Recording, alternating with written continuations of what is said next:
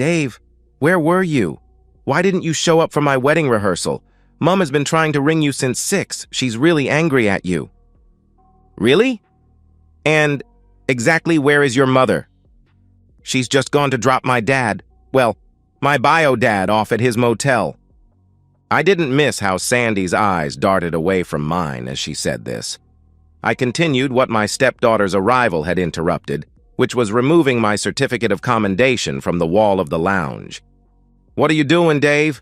Mom cleaned all those frames not 6 weeks ago. I pretty much ignored her and carried the certificate in its frame to the kitchen. Sandy followed me and watched as I wrapped it in bubble wrap before packing it into an already loaded box. She whirled, the skirt of her dress floating around her. For a moment, the sight transported me back to one of 100 dance recitals I'd attended during her childhood. Only now she wasn't dancing for her daddy, she was rushing back to the lounge room. I was just behind her, carrying the completed box. Sandy's mouth was opening and closing like that of a goldfish.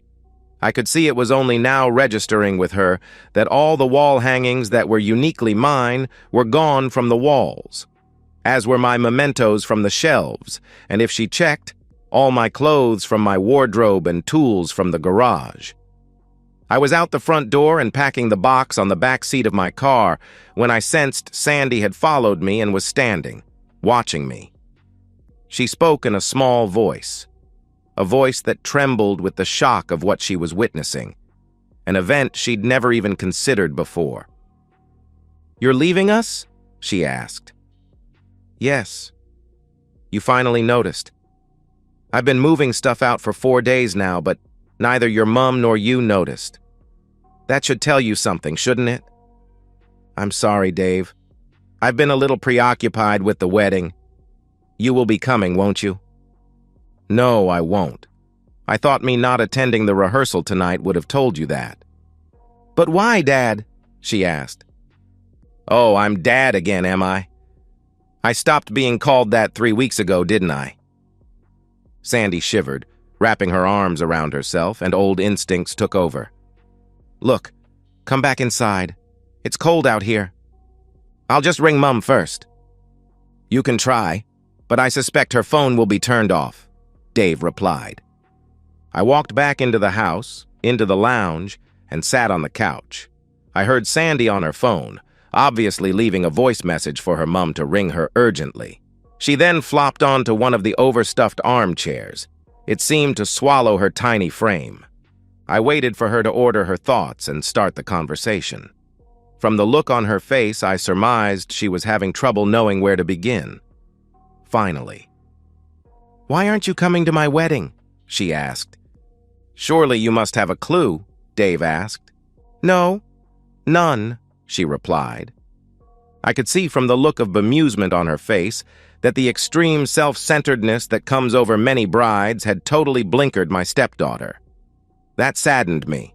I hadn't thought her capable of such self-absorption. I gave myself a mental shake. I was in a hurry to move on and didn't have time for this, so took over the running of the conversation. "Sandy, I've loved you since I met you, when you were a chubby little 2-year-old with permanently grubby fingers. I love you still, and depending on how things go from here, may well love you forever." I paused to determine how best to continue, then decided to simply follow the format I'd used in the letter nestled in my pocket that I intended to leave Sandy and her mother. "When I met your mum, she'd just been dumped by your biological father. We've told you the story often enough. He was a drunkard, and after your mum caught him with another woman for the second time, she threatened to leave him if he didn't promise to change. Instead, he up and left you both. He abandoned you." I paused to allow Sandy to add anything. She didn't, choosing to just stare at me. "Your mom lost the house shortly after that because of not being able to make the rent. We met, fell in love, got married, and moved into this house. With my 2 sons, Mike and Richard, our old place just wasn't big enough. Anyway, I digress. I loved your mom, and I loved you. I loved you as if you were my own, the same as I did my biological children. I never hesitated in taking over the responsibility of raising you. I thought I did a pretty good job until a month ago. Sandy must have recognized the tremble in my voice during that last sentence. It brought her back from wherever she was. You were, Dad. You were the best father a girl could have. Many of my friends were jealous of me. They couldn't believe it when I told them you were only my stepfather. She paused, her hand going to her mouth, covering it, a little shocked by her own words. She realized in approximately 2 seconds what had crept up on me during the last month. I continued with my script. I liked the guy you chose as a life partner and was the proudest man in the world when you asked me to walk you down the aisle. I paused again to let the knowledge of where this conversation was going to seep into her head. I saw clearly when the bulk of it hit her. She averted her face again. Yes, Sandy. You never did uninvite me to walk you down that aisle, did you? Your bio dad came back into the picture and whoomp, I'm out. He's in. In both your and your mother's thoughts and conversations, I'm yesterday's hero. Did you know she's been so inattentive that she didn't even realize I never rented a suit for tomorrow, like she asked me to?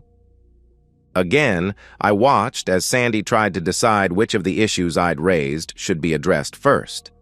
I'd seen the look of horror cross her face as she realized she'd forgotten that she'd asked me, the only father she'd known until last month, to give her away on her biggest day. I was sure an apology for that would lead to her retort. I was wrong. Instead, she confirmed her shallowness by trying to justify it all. Dave, you've met my bio dad. He's larger than life, you must see that. He only came back into my life last month after he heard I was getting married, and it's just been so wonderful. With that flash car of his and the way he's been spoiling me rotten, buying me whatever I looked at twice, he's just... well, what can I say? We both, well, Mom as well, I suppose, just assumed he'd be walking me down the aisle. I'm sorry, I forgot I'd already asked you. It's just that it's been like a whirlwind since he came back. Swept you off your feet, did he? I asked. Yes, that's exactly what he did. You must admit he just oozes charisma. I was saying to Mum just today. She stopped as she realized what she was about to say and who she was about to say it to. Her face had always been like a shallow pond, where even the smallest puff of wind ruffles the surface, soon replaced by the next bit of breeze. Now was no different. Emotion after emotion flitted across her face as the realization of how much I'd been totally ignored by her in the last month struck. I watched her process it. I even think I saw the precise moment she realized that her mother had been just as bad. All I'd heard in my own house for the previous month was, John did this, or John said that. I'd tried to show them how deeply angry by it all I was, but none of it had registered. They were too far under the John spell. Yes, I saw his charisma as well. I could see why he was such a good salesman. What I didn't do, unlike my wife and stepdaughter, was fall for any of it. They were totally blind the 3 times I'd pointed out his broken promises. The final straw was 4 days ago when I found out that I wasn't to walk Sandy down the aisle. That discovery was only made when I overheard them talking about who would be where in the church. My name wasn't even mentioned. Rather than deciding to turn up and hope there was a seat for me in the front pew, I'd started packing. I thought I'd begin letting Sandy down gently so future facts learned didn't come as such a shock. You realize he's still a lying, cheating philanderer, don't you? You know he's still exactly the same jerk that abandoned you and your mum 20 years ago, right? He ran out on you then, and as soon as he gets what he wants this time, he'll abandon you again. Oh, don't be so sour, Dad. Dave? Yes. I'm sorry I forgot to tell you that my bio dad was walking me down the aisle. That's my fault, not his. Don't take it out on him and call him all sorts of nasty names. What evidence do you have that he's still a philanderer? I rehearsed my reply in my head one more time. I dreaded the response I would get to my next question. I knew my 20-year marriage was dead. Had I lost a daughter as well? Oh well, in for a penny, in for a pound, as they used to say. Where is your mum? I asked. I didn't have to hold my breath for long. Sandy's eyes flicked away from me for a long pause. Then they kept flicking back and forth as she asked herself how deep my question was.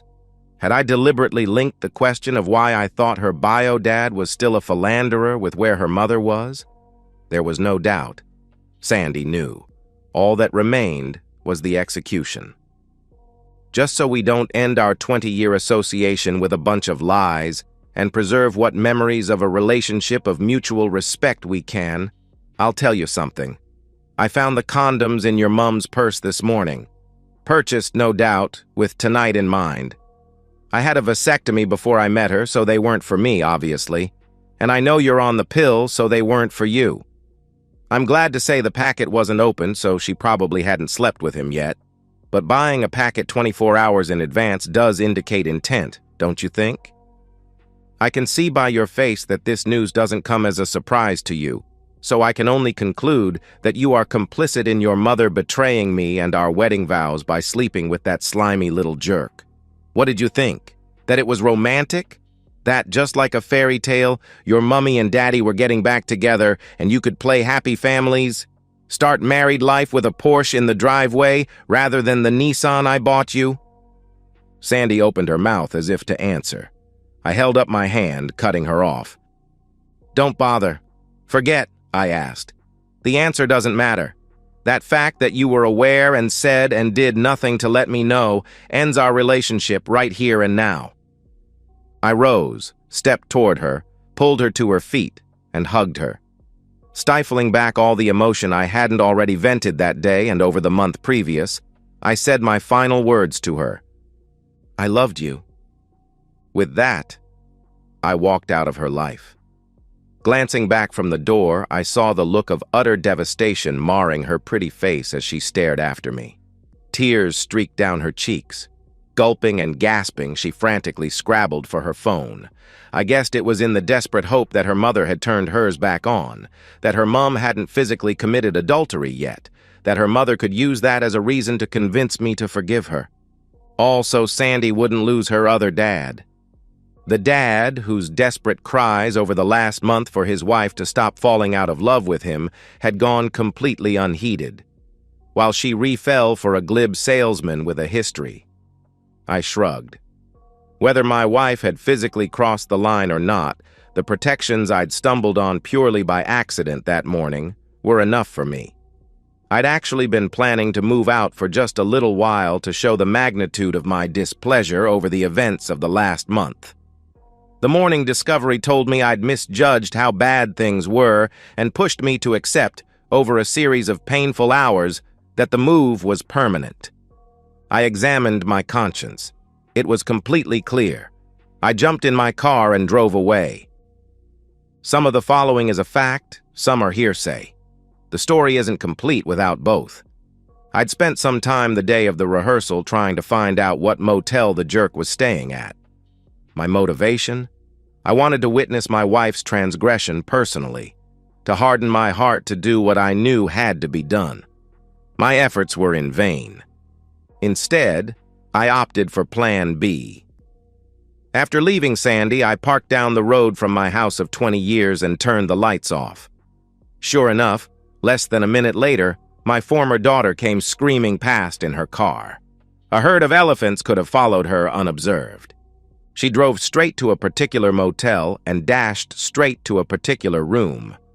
I wasn't too far behind her with my trusty old SLR camera with its zoom lens. With Sandy's shouts, it was her mother who opened the door. I was mentally prepared, or so I thought, for the sight that greeted me. Strangely, it wasn't the sight of Laura in a hastily thrown-on motel dressing gown, complete with messed-up hair, with her ex-husband in boxers standing behind her that bothered me. No. What got me was the look of panic that suffused her face as Sandy spoke. I'd spent 20 years protecting her from emotions like that. It is habit-forming. I threw my camera onto the passenger seat, turned off my phone, and drove off into the night after Sandy was admitted to the room and the door closed. My knowledge of events in the immediate aftermath of the above was garnered from various sources. The wedding did occur the next day, but at 6 p.m., not the scheduled 10 a.m. First, the mother of the bride had to be located. She'd spent the night looking frantically for me and fallen asleep, exhausted. Next, valuable time was spent trying to locate the biological father of the bride, but he'd done a runner. As I'd told Sandy, as soon as he got what he wanted, he was off. I did wonder at his motivation for it all. My research on him showed he and his second wife never had children. Maybe he wanted to experience walking his child down the aisle. Some people just like to collect life's experiences. My guess is that he saw Laura was still an attractive woman and wanted her. A trip down memory lane, perhaps. Or maybe it was simply an ego trip. Being a self-centered personality, he just turned on the charm and pursued her till she gave in. Just like I'd warned her he was doing. When the going got hot and he'd emptied his deeds, he was off. It was possibly the most expensive intimacy of his life. Before he'd had the chance to get home, several photos were in his wife's email inbox. She dumped him, enforcing her prenup with extreme prejudice. She ended up taking over her father's company without him at her side. Rumor had it that he was found badly beaten, with ruined balls, in an alley a week or so later. Rumor also had it that his father-in-law always looked after his only daughter and never liked the jerk. Whatever. By the time the bridal party concluded he was gone, they'd missed the window at the church. The vicar kindly rescheduled for 6 p.m. I'll never know at what point Laura found all the stitching had been unpicked on the dress she planned to wear to the event. It would have fallen to pieces in her hands, just as our marriage had done at her hands. I ignored all contact from Laura and Sandy as I continued the process of falling out of love with both of them. They both bombarded my voicemail with pleas for me to come back, but that bridge was well and truly burnt. As expected, Laura left a long message to say she'd just gone into John's motel room after dropping him off, and all they'd done was talk. The protections in her purse had been for a novelty gag at the reception. 2 photos sent via email unequivocally revealed those to be the lies they were. The first was of her standing in the doorway of the motel, with her left breast exposed in the hastily tied dressing gown. The second was a zoom of the same photo, highlighting what was almost certainly evidence of her infidelity. A simple reply of sorry prompted me to ask her, for the sake of preserving our memories, not to contact me again. She respected that on the whole, and now just wishes me well every now and then. Family gossip tells me she's having trouble moving on and still hasn't dated. I made a minimum offer in the divorce, and she accepted it with good grace. What about me? I holed up at my younger son's house for a while, with my car hidden in his garage. He and my eldest also refused calls from their stepmother. They could see how hurt I was. Sandy's new groom did hunt me down successfully, and I agreed to talk as I liked him. He convinced me that Sandy had tried to talk her mother out of her planned tryst, but John's spell was too powerful. We still catch up occasionally. Apparently, the relationship between mother and daughter is still strained. Whether from Sandy blaming Laura for causing the loss of both her fathers, or from her new husband's reticence to allow his mother-in-law in the house, I'll never know. I will probably mostly forgive her one day. My sons already have, and her new husband is begging me to. If the hurt wasn't still fresh, I may have been devastated at the story of Sandy walking alone down the aisle of the church, while her mother, already seated, looked on, haggard, with tears still cutting runnels in her makeup. The groom couldn't remember if there were 1 or 2 empty seats next to her on the front row. My interest was purely academic anyway. In the time between the scheduled and actual weddings, he'd pumped Sandy pretty hard on her actions and thoughts surrounding her mother's mistake. He eventually concluded it might serve him well to have a bride who'd had the consequences of infidelity smashed into her face, and threw all his energy into getting all the guests back for the delayed ceremony. Word got out, however, and apparently Laura lasted less than half an hour at the reception. The accusing stares from both sides lanced her soul. Today, I still wonder if she was more sorry for losing me or completely ruining her daughter's big day. Me? I moped around for several months, completing the process of grieving but fearing I'd never trust a woman ever again. Then I met Belinda. Ironically, she was the widowed mother of Richard's fiancée, and I met her when she came over to pre-plan her daughter's wedding 12 months after my split.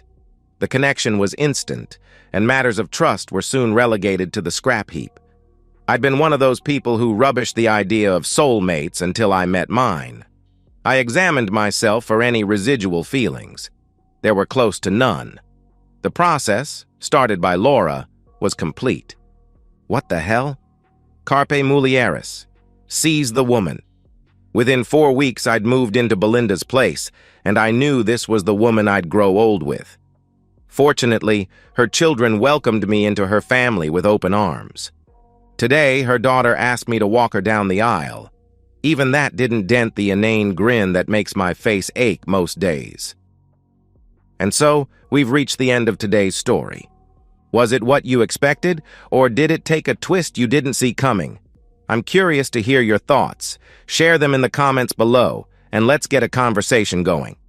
If this story kept you hooked, make sure to hit that like button. And if you're new here or just haven't subscribed yet, now's the perfect time to join our community.